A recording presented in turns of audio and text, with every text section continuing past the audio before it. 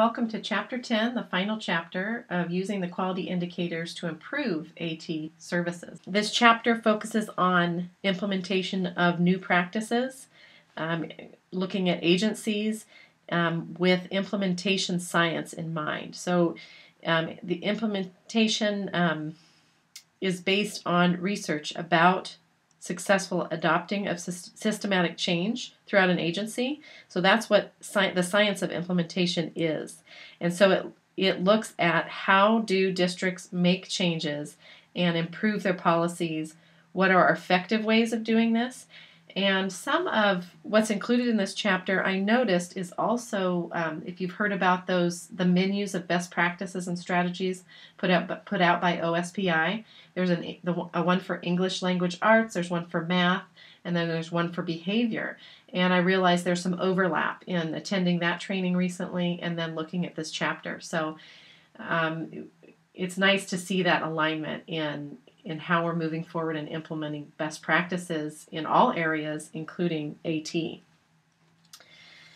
So this one is set up in a different way. It's really with that implementation science in mind.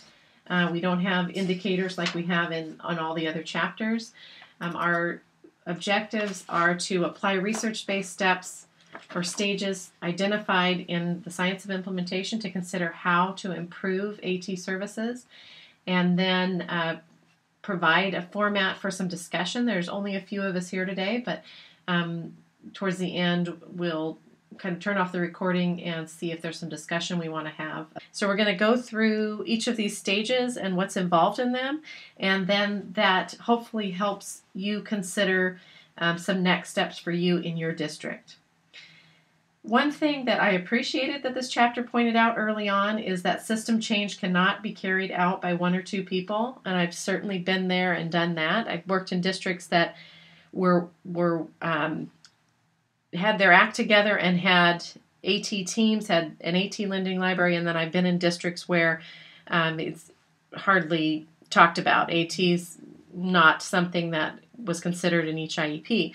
And so I've been in a district, just several districts where I was excited about AT, but there weren't things in place, and certainly went about wanting to change that. But really, you're kind of spinning your wheels if there's only one to two people.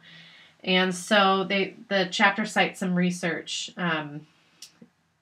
talking about sustainable change requires a core group of people struggling through the challenge of identifying problems and then working towards a solution. So you really need a group of people to begin this process of exploration. So when you're in this exploration stage, you're identifying the needs for intervention with the information that you have available. You're identifying the fit between the intervention and the district's needs. You're preparing the organization and the staff for resources, kind of by mobilizing the information and support. And part of that initial identifying of the needs can be with the quality indicators, the matrices that are provided with each chapter. And so you're seeking out what the needs are in the districts, where your district is at, by looking at data from those matrices. And I think of that quote that I think is also by Stephen Covey. I'm not saying it exactly correct, but he would talk about seek first to understand and then to be understood. So really looking at what the needs are in the district is important before you're putting things out there for staff to do. So that's an important piece.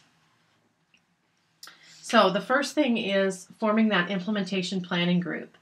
And that implementation planning group includes key stakeholders. So what I realized is it can't just be two of you that are passionate about AT. That can be the start of a group, but there are some key stakeholders.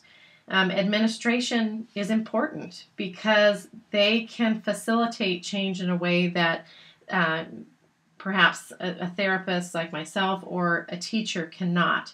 And the reason for that is because they hold the purse strings, sure, to money, for time spent by the group to investigate and explore the issues and then proceed through the process of the change.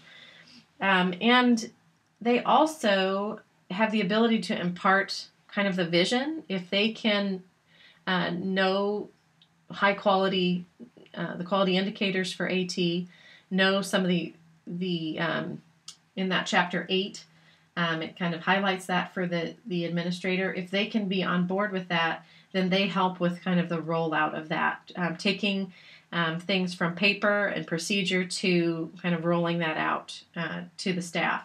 And I think the biggest one is that allotment of time of staff and how time is spent, because some of this involves professional development as well as the group themselves meeting that out to the staff.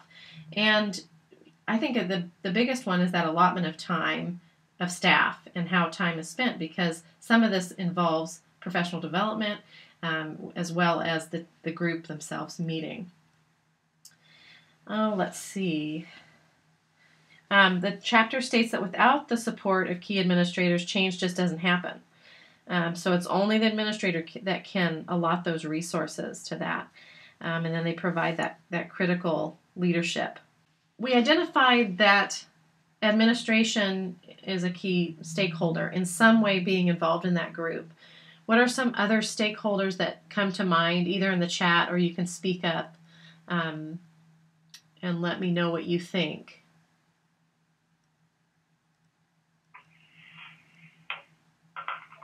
So parents, someone mentioned parents right off the bat, having some input to the development of AT practices and procedures in the district.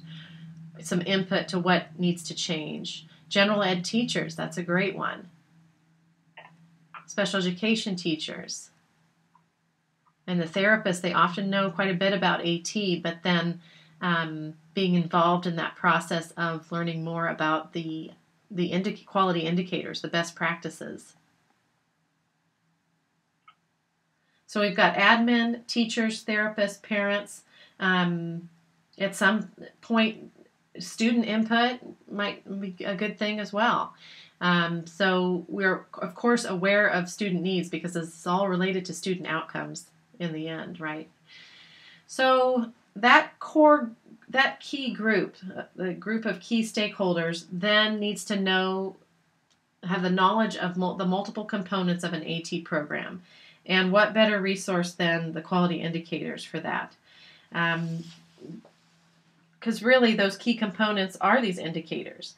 And they're written in such a way that they allow for differences in models across districts. So if you think about Chapter 3 that's on assistive technology assessment, we have the indicator and their intent statement, right? And it says procedures for all aspects of assistive technology assessment are clearly defined and consistently applied. So some districts might have in their procedures that there's an AT team that's providing that assessment. Others might have, it's the IEP team, the student's IEP team, and others might have a combination of an AT team and the IEP team. And so this indicator allows for that variation, but the point is that you have procedures around assessment so that it's consistently applied, so that each student has that same process in place as you're assessing them for AT. So I appreciate that we don't have to reinvent the wheel, that we have the core components written within the quality indicators.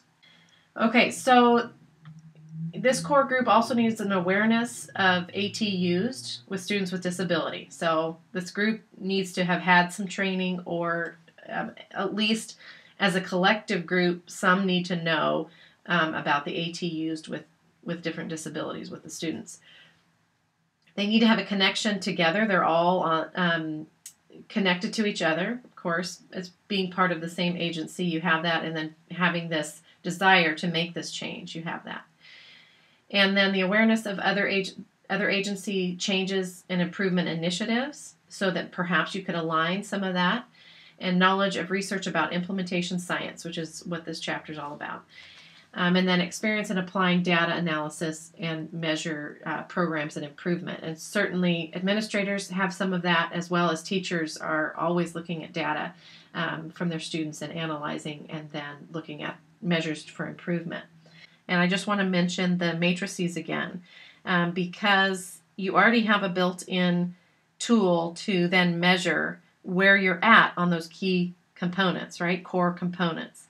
And you may be deciding which indicator to focus on, because focusing on all the indicators is something that's going to be overwhelming. So you're going to identify which core components you want to focus on.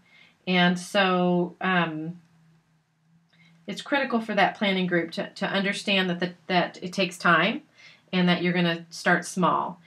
We've got the different skill levels of the educators. We have the organizational capacity from small districts to large districts as far as putting together policies and procedures. We have the agency culture that can have a big impact, and training's needed to kind of change that culture. And then you need some coaching over time to kind of increase the ability for those to implement. In thinking about your group and your stakeholders and everyone needing to have some knowledge of AT with students with disability, as well as the components of an AT program, some of you might come to the conclusion of that you need to begin to gather that group and form your own book study, or suggest that perhaps your administrator come to the administrator one. But forming your own group book study would work well as well, and starting with the matrices and then starting with a chapter that you want to focus on and knowing those key components. Really, the book gives us a guide.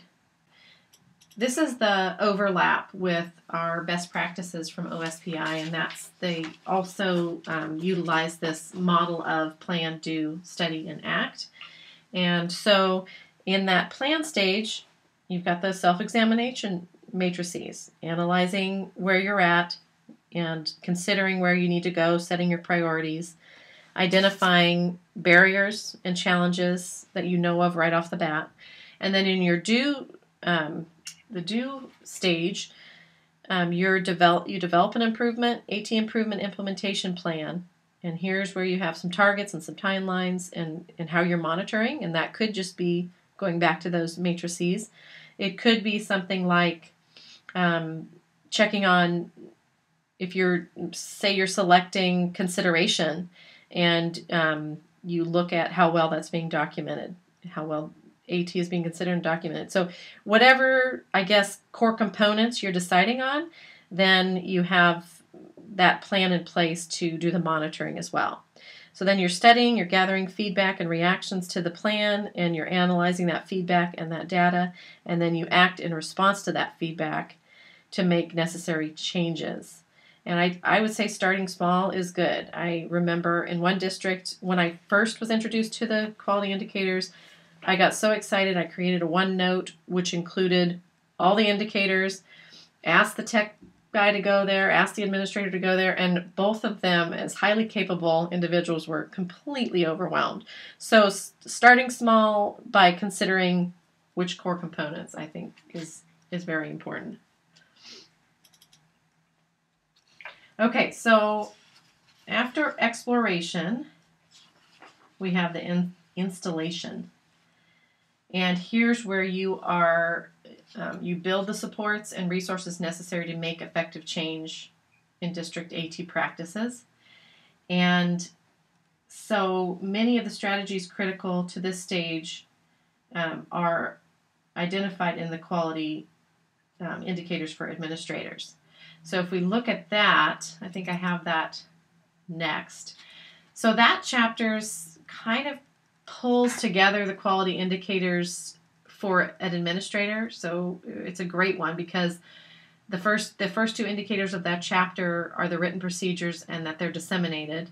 And then the next two are the personnel. There's AT competencies and some job descriptions include AT. And then the next indicators, AT includes a technology plan and some budgeting, and then ongoing opportunities to learn. That's the PD portion, and then a process to evaluate. So it's kind of not the whole book in one chapter, but in a way really highlights a lot of the supports needed for an effective AT program.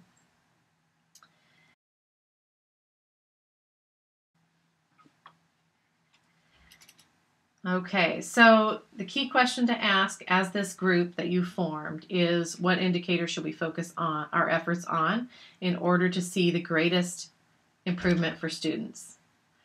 And you're considering staff as well, but our focus is on student performance, what's going to have that greatest impact. There was a study that looked at educators that had 40 or more hours of training in AT and how they felt AT was essential in a student's daily routine, and they were comfortable identifying and using AT to ensure educational access. And then educators without AT training felt it was not important for students to have daily access to AT, and they were not confident in using AT with students and ensuring daily educational access. And so that training about AT that is targeted to their needs and their scope of practice is important for them to then buy into the procedures and practices, right? Because they've seen how it impacts their students. Implementation requires sustained effort in order to produce the desired result. I think there's that quote right there has more to it, so I'm going to look that up real quick. It quotes a research study and said that they found that implementation requires a sustained effort in order to produce the desired outcome. During the initial stage of implementation, the compelling forces of fear of change, inertia, investment in the status quo, combined with inherently difficult and complex work of implementing something new, to make it very difficult to achieve the desired change. So, right off the bat, you're buying in and committing to this effort, and then plugging along through those obstacles. But in this initial implementation, you begin to put desired change into place. You train broad cross sections of staff about AT devices and services, and then there's coaching on ways to support each other on the implementation change. So whatever those core components are that you're implementing, those indicators that you decide to implement, you're providing some coaching on that. Let's read one of the examples. I'm going to kind of back up to the example. Yeah, it's on installation. The first example was interesting. It was kind of about a statewide agency, kind of like SETC, supporting system change. And so it reminded me of when we had Gail Bowser come and do a conference, and many of the districts came in teams and then decided on how they were going to move forward as a team, a district team in implementation. The second one is more focused on a specific district, but some of you might relate to this. So Clinton School District had not focused much on AT services until Ezra's family moved into the district. Clinton was a small district and relied on their educational service agency, so like an ESD for us, it's called ESA here, to send expert staff when they needed an AT evaluation or consultation. When Ezra, who has Angelman syndrome, came to the district as a preschooler, the ESA team consulted with the district's preschool staff. Ezra needed support of augmentative and alternative communication, as well as some specific instructional programs. The ESA provided training to the preschool staff, and things went fairly well for the rest of the year. When Ezra transitioned to kindergarten, the district felt he should be placed in a self-contained classroom, a special education classroom, where it would be easier to meet his educational needs and provide AAC support. His parents requested that he be placed in a regular kindergarten classroom with the support he needed in that setting. It was a difficult year that ended in a due process hearing. As a result of the hearing, Clinton School District began to change their provision of special education services, related services, as well as AT services. As a first step in improving the AT service, Norm Martin, the special education director, formed an AT planning group that represented a cross-section of the school community, including teachers, administrators, instructional technology specialists, related service personnel, and parents. The group invited individuals to speak to them and made visits to other school districts to see how services were provided. When an AT representative from ESA told them about QIAT, they used the indicators to assess the district's provision of AT services and were shocked to learn how much they needed to change. Change started with the development of written guidelines. So here we are at that first step, often in installations of written procedures, and provide district-wide training, first on the law and new procedures, and then AT consideration.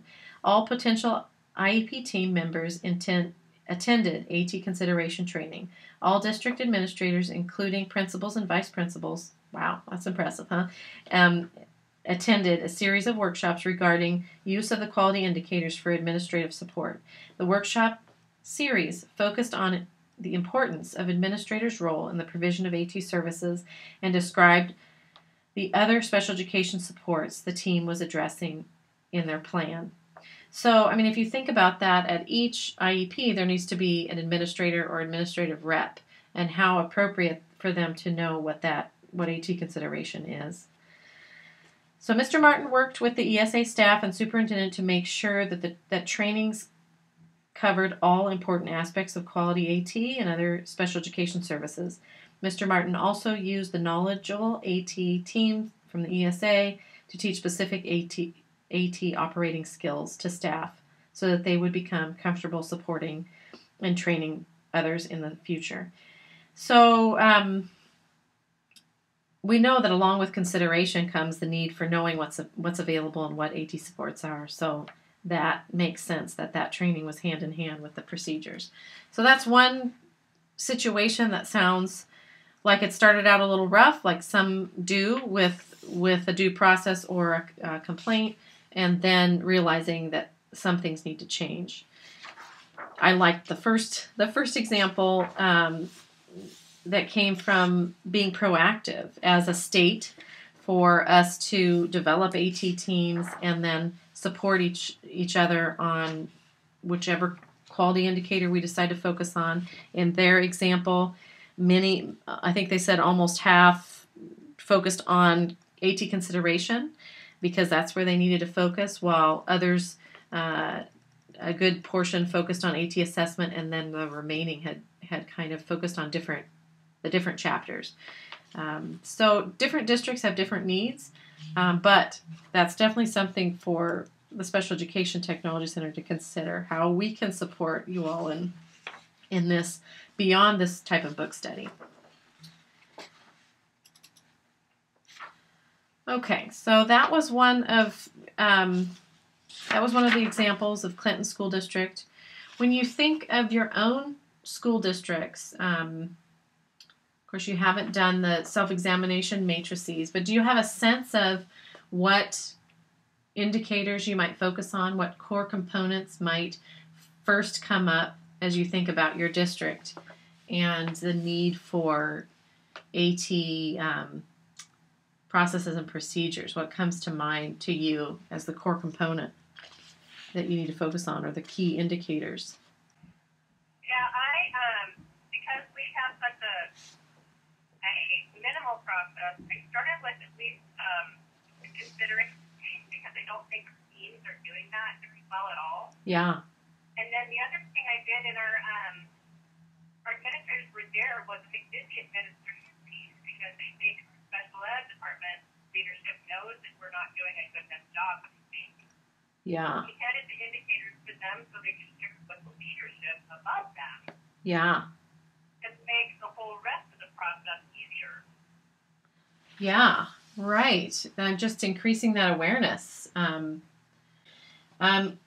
Quality indicators continue to be an important aspect of the full implementation because they provide that measurement of the evaluation matrices. And then also, as you're improving, say you improve in consideration, and things, you've kind of evaluated that and everybody's on board, you might be pinpointing additional core components in the quality indicators that need to be addressed and just taking it step by step by step. We threw this little comic in here. I'm back from training. I got a big binder. And that's literally what I provided to this one district, was a big binder of indicators. So the training is already forgotten, but the binder will last forever, a living monument to temporary knowledge. So stepping this out slowly is important, again, instead of all at once. We get to the final stage, which is sustainability of the quality indicators. This is about long-term survival and sustainability of those core components that you identify, whether that's consideration or AT in the IEP. It does require continued attention. You've got staff changes happening, and that coaching still needs to happen, but there's changes in such a way that it recognizes that need of staff turnover and has things in place for ongoing training. The book highlights towards the end of the chapter some red flags. So I don't want to end on a negative note, but we'll just highlight some red flags here of assistive technology programs. So one red flag, AT consideration in the IEP is typically cursory with little or no discussion and few recommendations. Teachers do not seem to know that AT is included in a student's IEP and how it's being implemented. Negative conversations about AT devices and AT service providers take place frequently. AT specialists seem to be working in isolation with little to no involvement of teachers. AT is rarely mentioned when brainstorming about how a student's progress can be increased. So those are red flags. And so sometimes administrators respond to those red flags, knowing what those red flags are. This means that we're not following the law in relation to AT, you have the resource available to begin to make the changes. You just need some support from the admin to then bring this group together to begin to make small changes towards the promising practices. So we're going to end a little early today. This chapter was a little bit shorter. I recommend reading it yourself because there's a lot in this short chapter. But I talked about identifying 3 to 5 individuals from your district to ask them to fill out some of the self-examined matrices. And it could be part of your own gathering of data for your admin. And then consider forming your own book study, QIAT book study, or joining our next book study. Even if it's that your group determines that a specific set of indicators, of specific chapters, what you want to focus on, you could just come to that book study or ask for the recording. We're hoping to get all of them up on our YouTube channel, and then you'll have that available as a study. And so that's one thing to do. Another suggested activity that's actually in the book is going to visit Montgomery County Public School. And so they had an initiative to transition from an expert model to more of a capacity building model, I guess might be the term. So I'll just read it here.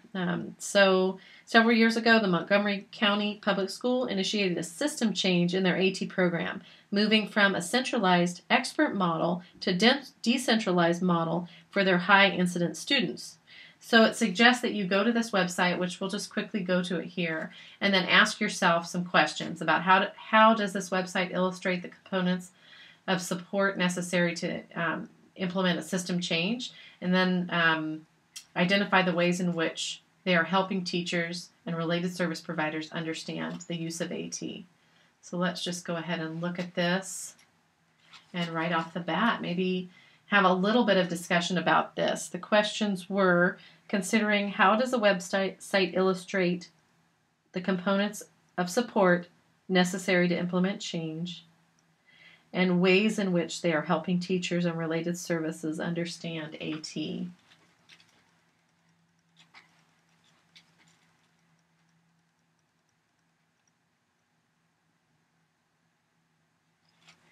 So I can't see the chat right now, but right off the bat, having training, resources, and consultation, and then having some things pop up that are most requested.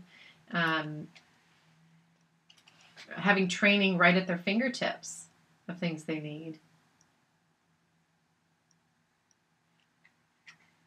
And having supports there. Let me go back and see if you guys are making any suggestions, but this might require just a little more reflection and time, but it's a good place to look about how this district was supporting their staff in continuing to work towards those promising practices by having the training necessary. So those are some of the suggested activities, and if you have any input for us as we move forward to the final book study next series, feel free to email me. Feel free to join again with team members, or request the recordings as we're going through it if that time Wednesday at 12 does not work for you. Let's see, Linda, you came on. Let's see, do I have everybody muted? Linda, any parting words as we wrap up the book study? I just think this was a great way to wrap it up. I think it kind of pulled everything together, and so I liked it. Thank you. And thank you all for joining the study. Yes, I mentioned to them that the first time I did this, I left out chapter 10, and as I repeated it, realized what a mistake that was, because we need the support of how to kind of step this out. But remember, begin with the end in mind. So consider where to start and form your group and start making some changes towards the promising practices.